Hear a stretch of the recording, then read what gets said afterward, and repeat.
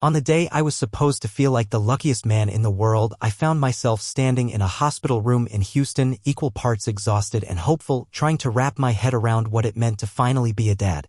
The maternity ward had that odd mix of new beginnings and stale hospital coffee, of joy and sleeplessness. I remember thinking, as I stared out the tiny window at the city beyond, that I'd never been more ready for a new chapter. Brooke, my wife, sat propped up in the narrow bed, our newborn daughter swaddled in her arms, her hair wild from hours of labor, her face pale but impossibly bright. I was nervous, sure. Who wouldn't be? But under all that anxiety, I was proud. Proud of Brooke for how strong she'd been, proud of our daughter, proud that the three of us had made it here, to this moment. I'd taken 100 photos already, texting our families, updating group chats with shaky hands. In every picture, Brooke looked tired but happy, our daughter's tiny face mostly hidden by hospital blankets. Just as I was about to ask Brooke if she wanted more water, there was a knock, sharp, confident. Before either of us could answer, the door swung open and a man strode in like he owned the place. He was tall, broad-shouldered, with the kind of easy confidence you don't see every day. He carried an enormous bouquet, white lilies and pink roses that filled the entire room with their scent, and a box wrapped in pastel blue paper. At first, I couldn't place him, but then I remembered Brooke had mentioned a Nate before, some friend from college, someone she'd said had helped her through a lot. Nate. Brooke's face lit up like she'd just won a prize, her exhaustion vanishing in an instant. I felt my chest tighten at the sight, even as I tried to tell myself it was nothing. You made it. He grinned and set the flowers down on the table with practiced care. You think I'd miss this? Not a chance. For a moment, it was like I wasn't even in the room. They shared a quick, silent look, one of those glances that says 100 things and nothing at all, and then Brooke turned to me. Thomas, this is Nate. Nate, this is Thomas. I stuck out my hand, trying not to overthink anything, but Nate barely looked at me. His attention was fixed on the bundle in Brooke's arms. Can I? He asked, gesturing toward the baby. To my complete shock, Brooke nodded and, almost gently, passed our daughter to him. I remember thinking, wait, what? Brooke is a private person, she'd barely let the nurses hold the baby, and yet here she was, handing her off to this guy like it was the most natural thing in the world. Nate cradled our newborn, swaying a little, murmuring something soft I couldn't hear. The way he looked at her, it was intense, emotional, like he'd been waiting for this exact moment for years. For a second I felt invisible, just standing there by the hospital bed, unsure if I should say something or just watch. Then Brooke said it clear as day, you've been waiting for this moment for so long. It was such a strange thing to say. Who was Nate to us, really? Sure, she called him an old friend, but I'd never heard her talk about him with that much warmth, and I'd certainly never seen him at any family gatherings. Why was she acting like this was his baby too? The silence stretched out. Nate rocked the baby, his thumb tracing her tiny cheek, while Brooke looked at him with a soft smile that made something deep inside me twist uncomfortably. It wasn't jealousy, exactly, not at first. It was more like confusion, a sense that I'd missed something important, that there was a whole conversation happening in front of me and I didn't speak the language. I cleared my throat, trying to break the spell. She's beautiful, isn't she? I managed, forcing a smile. Nate glanced at me, nodded, then turned his attention back to Brooke. The room felt smaller by the second. Then, as if sensing my discomfort, Brooke looked up at me and let out a short, too loud laugh. Oh, don't be weird, Thomas. Nate's just an old friend, he's always wanted to be a godfather. You're misunderstanding again. She said it with a little too much force, her voice carrying down the hallway. For a split second, I caught something in her expression, panic, maybe, or guilt. The knot in my stomach tightened. I thought about all the nights Brooke had stayed late at work, all the last-minute girls' nights that ended with her coming home smelling of someone else's cologne, the new perfume bottles that showed up in the bathroom, the times she'd kept her phone screen turned away from me, claiming she was just playing Wordle. I tried to shake the thoughts away. This was supposed to be our day, our daughter's first day in the world. I told myself I was just being paranoid, that I was tired, that no one in their right mind would cause a scene in a maternity ward. I told myself all sorts of things. But Brooke's eyes darted between me and Nate, and there was something in the way she watched him hold the baby. Something I'd never seen before. Nate, for his part, seemed perfectly at ease. He handed the baby back to Brooke, careful and gentle, and said, "She's perfect. Congratulations, you two." But even his voice felt like a performance, like he was reciting lines he'd rehearsed 100 times in his head. "Thanks, man," I said, trying to inject some warmth, some normalcy into the situation. Nate turned to me and offered a handshake. Firm, practiced, like a business deal. but there was no real friendliness in his eyes. Brooke started chatting about baby names, about how hard it was to pick just one, and Nate chimed in with jokes and stories about his own family. I nodded along, smiling, but I could feel my heart pounding in my chest. Every word, every look, every inside joke made me feel like more of an outsider. Eventually, a nurse came in to check Brooke's vitals, and Nate stood to leave. "I'll come by later with more gifts," he promised, flashing Brooke another one of those grins. Brooke blushed, actually blushed, and thanked him, her voice softening in a way that made my skin crawl. When the door finally closed behind him, the silence in the room was deafening. I stared at Brooke, searching for some sign that I'd imagined all of it, that there was an explanation I'd somehow missed. She avoided my gaze, fussing with the baby's blanket. "Brooke," I said, my voice low, "what's going on?" She shook her head, not meeting my eyes. "Nothing, Thomas. Really. You always do this, you always think the worst. Can we just enjoy our daughter for 5 minutes without you looking for drama?" Her words stung, but I couldn't let it go. "I'm not looking for drama, Brooke. I just want to know why you're acting like Nate's family." She sighed, finally looking at me. There was something steely in her eyes, something defensive. "He is family. He's been there for me when no one else was. Okay? You just don't get it. I wanted him to be here. I wanted him to meet her. Is that so hard to understand?"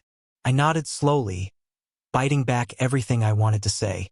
There was no point in fighting. Not here, not now. But as I watched Brooke rock our daughter, humming a lullaby I didn't recognize, I felt something shift inside me. A crack, small but growing. I tried to tell myself I was imagining things, that new fathers always feel a little out of their depth, that Brooke had just been through the hardest day of her life. But in that moment, watching the woman I loved beam at another man, watching her let him hold the most important thing in our world like he was entitled to it, I couldn't shake the feeling that something irreversible had just happened, and that nothing would ever be quite the same. After that scene in the hospital, I tried to push the memory out of my head, telling myself it was just the sleep deprivation, the whirlwind of becoming a dad, and the strangeness of seeing old friends come out of the woodwork when a baby is born. For a few days, I even managed to convince myself that nothing was wrong. But the look on Brooke's face as Nate held our daughter soft, almost tender, the kind of look I used to think was reserved for me, wouldn't leave me. It looped in my head whenever I tried to sleep, whenever the house was too quiet, whenever I saw our daughter's impossibly small hands grasping at nothing. As the weeks went on, my mind became a movie reel, spooling back through the last year, things I'd noticed but never pieced together. I kept replaying every odd moment, every strange shift in Brooke's mood or routine, every explanation that, in the moment, I'd wanted so badly to believe. In hindsight, the warning signs felt glaringly obvious. Brooke had always been hardworking, but over the past year, her job became her whole identity. She was suddenly indispensable at work, staying late almost every other night for meetings that couldn't be moved, coming home at hours that didn't make sense, exhausted but still energized in a way I couldn't quite explain. She'd get text messages late at night, her phone lighting up on the nightstand. She always put her phone face down, her responses quick, thumbs flying over the screen before she'd slip the phone out of sight. Sometimes she'd have to pop back to the office. Once at nearly midnight, supposedly to retrieve some urgent paperwork. Another time she claimed she was meeting her friend Lindsay for drinks after a rough week at work, but she came home at 3 a.m. smelling like a different perfume than the one she usually wore, her cheeks flushed, hair a mess, and a tiny streak of lipstick on her collarbone. When I asked about it, she laughed and said her friends had given each other makeovers for fun at a bachelorette party. She seemed almost proud of the story, like it was a badge of normalcy. But these moments began to pile up. There were the corporate parties that always seemed to run late, the new lingerie that appeared in her drawer, tags still on, when she claimed she was just trying to spice things up. She switched perfumes almost monthly, going from floral to woodsy to something sharp and musky, as if she was trying on new versions of herself. And always, the phone, never out of reach, always with a passcode I'd never seen her use before. I remembered the night of our anniversary. She was distracted all through dinner, checking her phone under the table.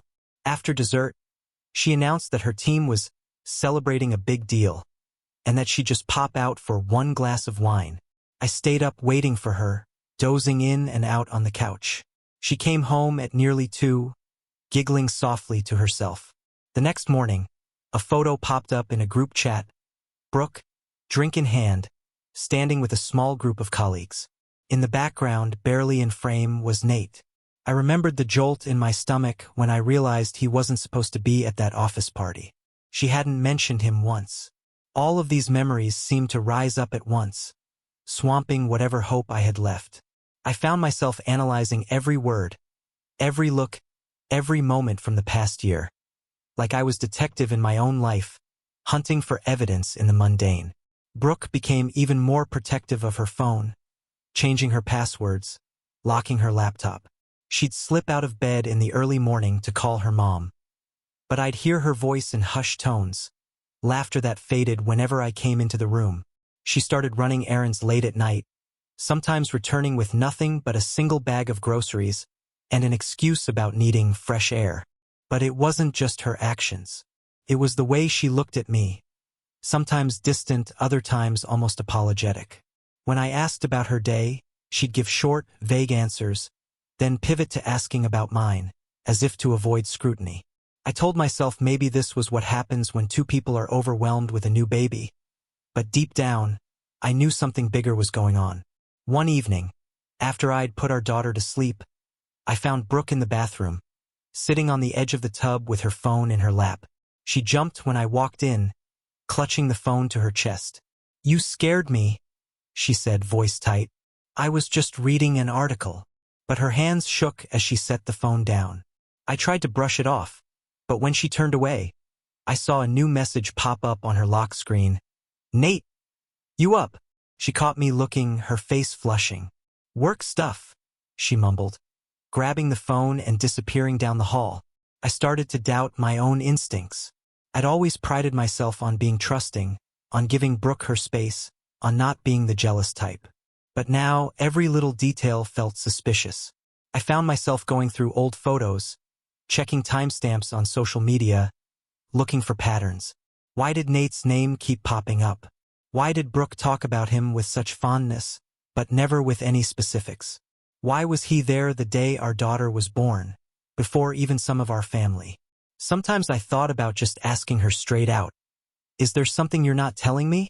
But every time I got close, she'd cut me off with a tired smile or a sarcastic joke about jealous dads.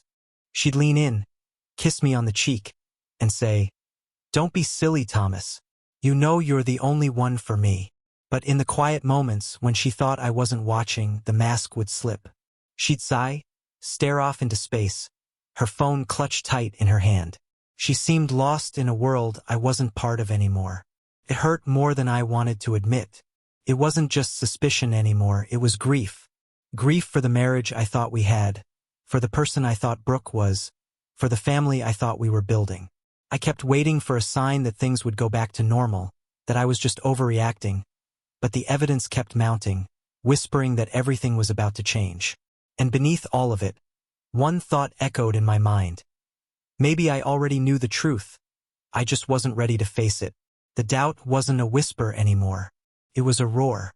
After weeks of pretending not to notice the late-night texts, the changed passwords, the detached hugs, and the way Brooke flinched when I reached for her hand, I finally had to face it.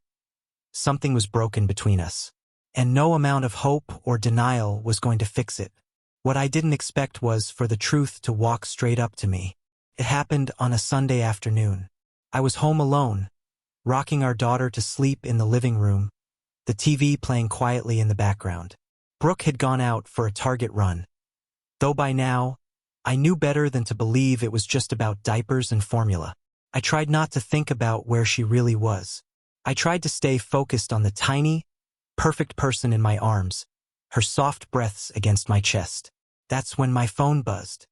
At first, I thought it would be another spam call, but when I glanced at the screen, my heart skipped a beat. It was a number I didn't recognize, but something told me to answer. "Hello?"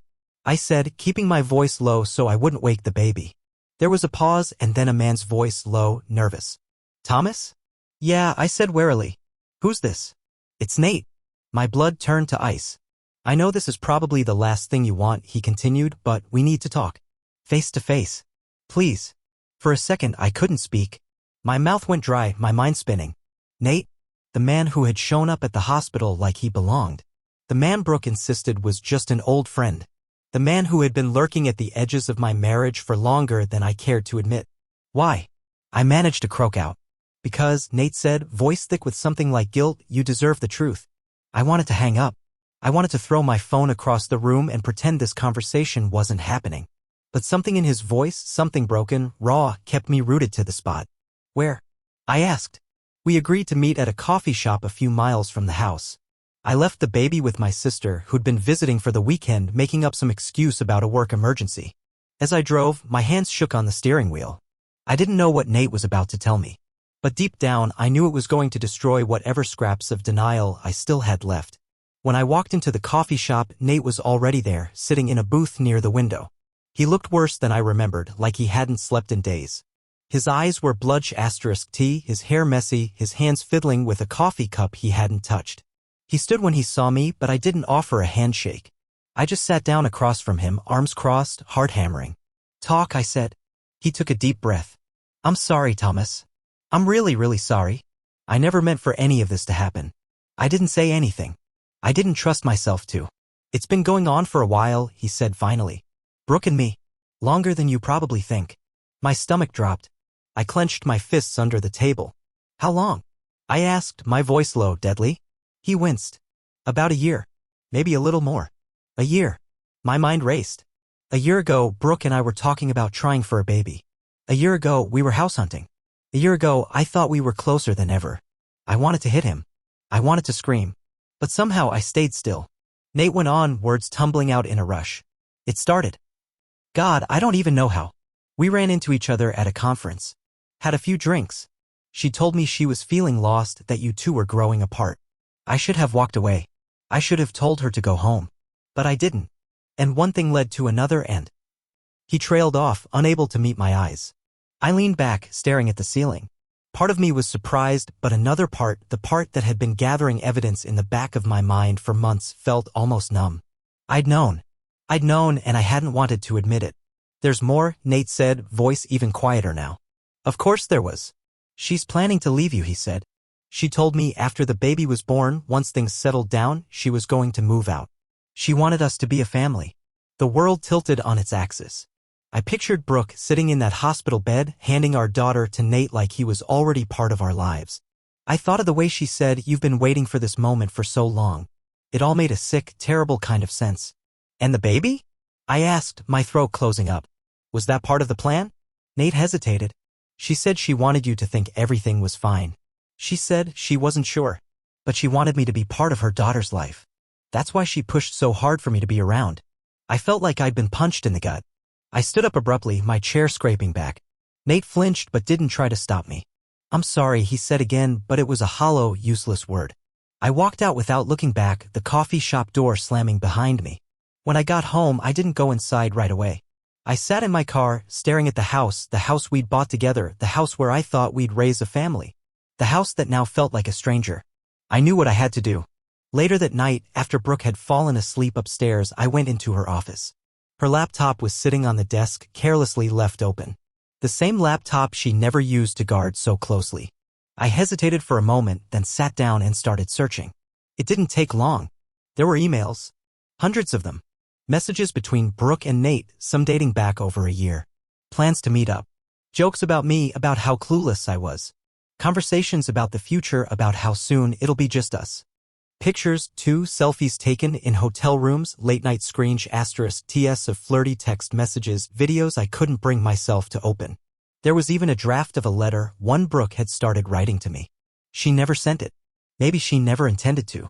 But it was there, sitting in her drafts folder like a ticking bomb.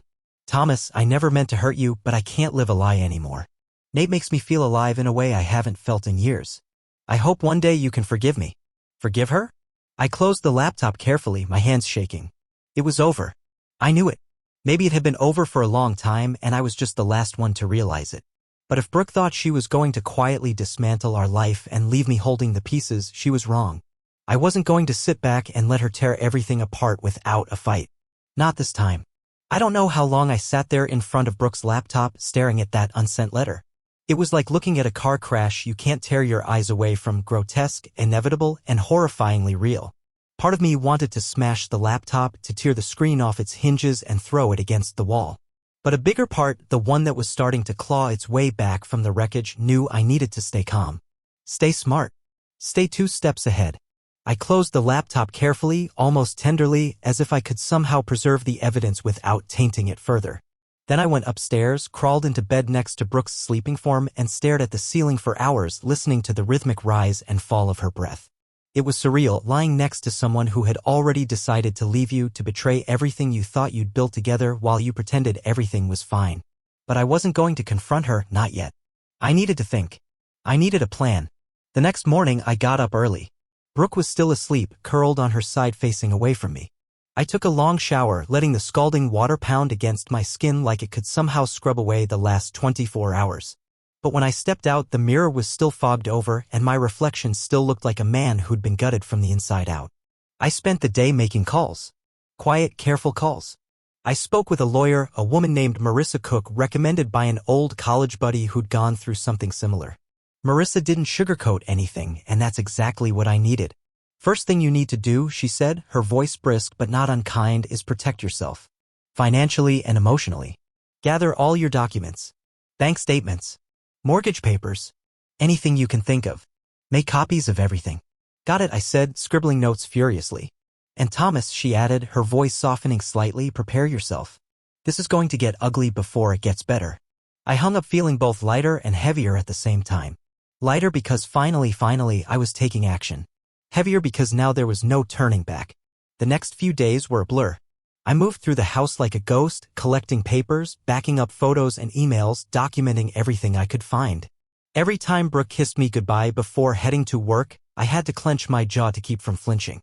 Every time she sent a text with a little heart emoji at the end, I wanted to throw my phone across the room. But I played my part. I smiled. I nodded. I waited. The final straw came one evening when Brooke floated the idea of us attending a co-parenting seminar together, something she claimed her company was sponsoring for new parents. She framed it like it was about supporting each other, being strong for our daughter. But in her eyes, I saw it clearly for what it was, preparation for the life she planned to have without me. That night, after she fell asleep, I packed a suitcase with the essentials, documents, clothes, baby photos. I stood in the nursery for a long time, staring at the tiny crib where our daughter slept, her chest rising and falling with soft little sighs. I pressed a kiss to her forehead, promising myself that no matter what happened between Brooke and me, I would fight like hell to stay in her life. The next morning, I told Brooke I had an early meeting at work. She barely looked up from her phone, murmuring, "Good luck, babe," without even making eye contact. I walked out the door and didn't look back. I didn't go to work. I went straight to the lawyer's office. Within 2 hours, Marissa had filed the paperwork to initiate the divorce. There would be no blindsiding me. No dragging things out until Brooke found a more convenient time to dump me. By the end of the day, I had a new bank account in my name only, had rerouted my paychecks, and had frozen access to our joint accounts until everything could be properly divided. I left Brooke a note, short, brutal, and final, along with a copy of the filing paperwork. Brooke, I know everything. Don't call me. We'll communicate through lawyers from now on. Thomas. When Brooke finally realized what was happening, she blew up my phone with calls and texts, first angry, then tearful, then pleading. I didn't answer a single one. She tried guilt trips, "You're overreacting, Thomas. We can work through this." She tried manipulation, "You're ruining our family. Think about the baby." She even tried nostalgia, "Remember our first date? Our vows? You said you'd never give up on us." But I stayed silent. Because I wasn't the one who gave up. The few times we had to interact, over custody discussions, financial arrangements, she acted like nothing had changed. She smiled too much. Laughed too loudly. Tried to reminisce about funny baby moments or accidentally brushed my arm in the kitchen. It was like she thought she could charm her way back into my life, like all it would take was the right moment, the right look, and I'd forget everything she'd done. But I wasn't the same man she'd married anymore. I wasn't the same man who ignored late-night texts and flimsy excuses. I had seen the truth and there was no going back. Brooke insisted on joint meetings for the sake of our daughter, trying to keep up appearances that we were still somehow a team. But every time she suggested a coffee catch-up, a play date as a family, I declined. Politely. Firmly. And with each rejection, I saw her mask slip just a little bit more. The worst part? She genuinely seemed surprised that I wasn't willing to play along. That after everything, I didn't want to pretend. It was like she couldn't comprehend that actions had consequences. And maybe that was the real betrayal, not just that she cheated, but that she assumed I would accept it. That I would fold. That I would still be standing at her side when she decided she was done exploring other options. But she was wrong. I wasn't going to be the man who stayed. I wasn't going to be the man who clung to a ghost of a marriage. I was going to rebuild. Alone if I had to. Stronger than I ever thought possible. For me. For my daughter. And not for her. Never again for her. I thought I was alone in this. After everything, after filing the divorce, after cutting Brooke out of my life, after ignoring every tearful voicemail and "you'll regret this" text, I figured it was just me and the broken pieces she left behind. I had no one who really understood what it felt like. No one who knew the specific kind of betrayal that comes from realizing your whole life was a lie carefully maintained by the person you trusted most. But then came Emily. It started with a simple message. An email to my work account, actually. I almost deleted it without reading, thinking it was spam. But the subject line froze me in place. About Nate and Brooke. For a long time I just stared at it, heart hammering. Curiosity finally won out. Hi Thomas. You don't know me, but my name is Emily. I was Nate's girlfriend. We were together for 5 years. I just recently found out about Nate and Brooke. I know this must seem crazy, but I thought maybe you and I could talk. I think we could help each other through this. I'm so sorry for what you're going through. If you're willing, here's my number. The email was short. No dramatic pleas, no self-pity. Just a straightforward offer from someone who, somehow, was living a parallel nightmare to mine. For a day, I ignored it. I wasn't sure if I could handle opening that door and getting dragged back into all of it, reliving the humiliation. But the more I thought about it, the more it gnawed at me. I wasn't crazy. I wasn't imagining things. And maybe, just maybe, I wasn't as alone as I thought. That night, after putting my daughter to bed, I sat at the kitchen table, staring at my phone, Emily's number glowing on the screen. Finally, I texted. Hi Emily. It's Thomas. I got your email. When are you free to talk? The reply came almost immediately. Whenever you're ready.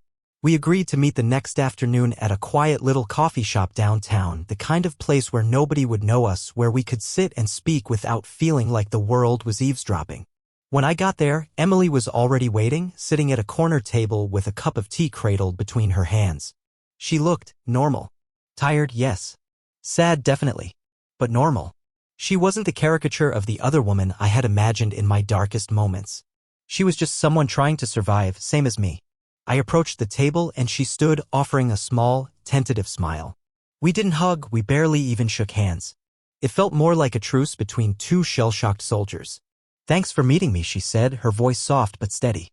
Thanks for reaching out, I replied. We sat down and for a few moments, neither of us spoke. We just sipped our drinks and tried to figure out where to start. Emily broke the silence. I found out about them 3 weeks ago, she said, staring into her cup.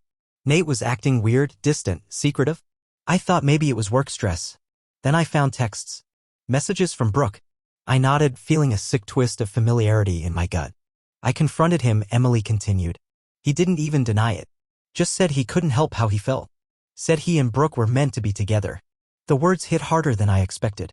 I clenched my fists under the table, forcing myself to stay calm. He moved out 2 days later, she said. Didn't even pack everything. Just left. I cleared my throat, trying to keep my voice even. Brooke lied to me for over a year. Pretended nothing was wrong. Planned to leave after the baby came. Emily's eyes filled with sympathy. I'm so sorry, Thomas. You didn't deserve this.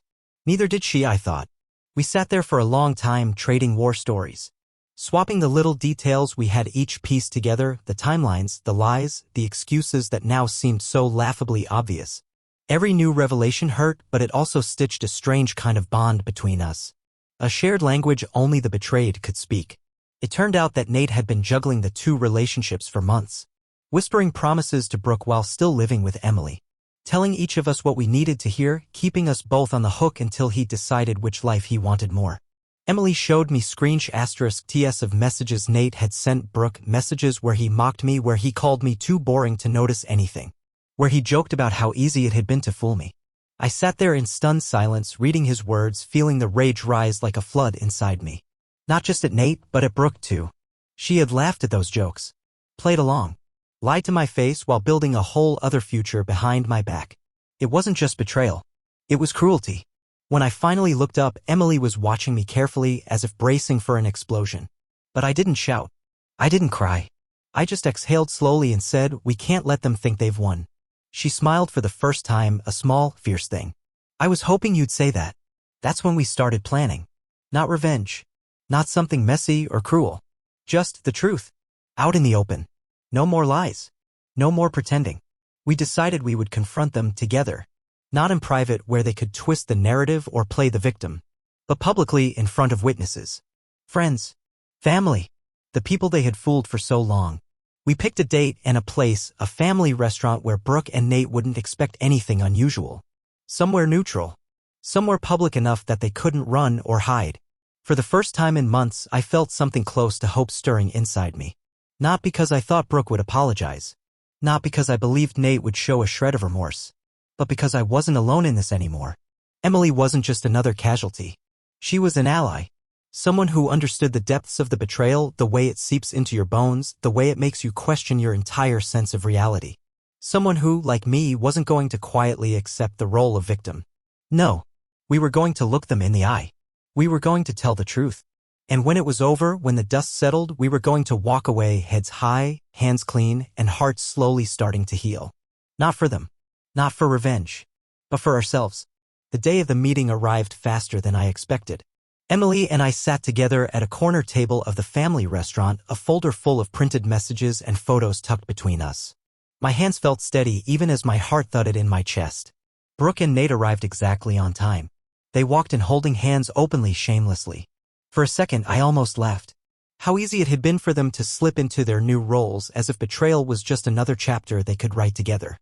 When they spotted us, Brooke hesitated, her smile faltering, but Nate tightened his grip on her hand and led her over like nothing was wrong. "Hey, Thomas." Emily, Brooke said too brightly. "What's going on?" I didn't answer. Instead, I slid the folder across the table. "Go ahead," Emily said coolly. "Take a look." Nate opened it first. His face went pale almost instantly.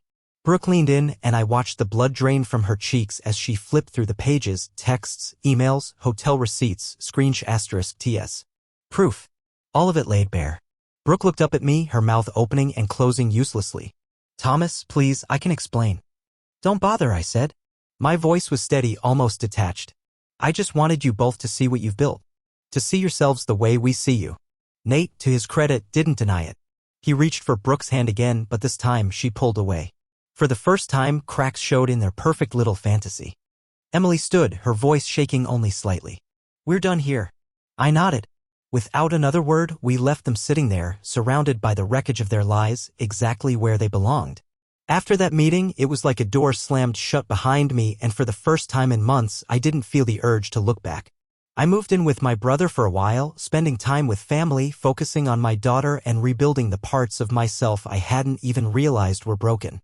Brooke kept trying texts about co-parenting, emails dripping with regret, but I kept my responses polite, distant, firm. There was no place for her in my life anymore. Emily and I stayed in touch, not romantically, just as two people who had survived the same storm. She understood the silence, the sudden waves of anger, the moments of unexpected sadness better than anyone else could. We became friends in the truest sense of the word, lifting each other up without expecting anything in return. As for Brooke and Nate, they stayed together, at least for a while.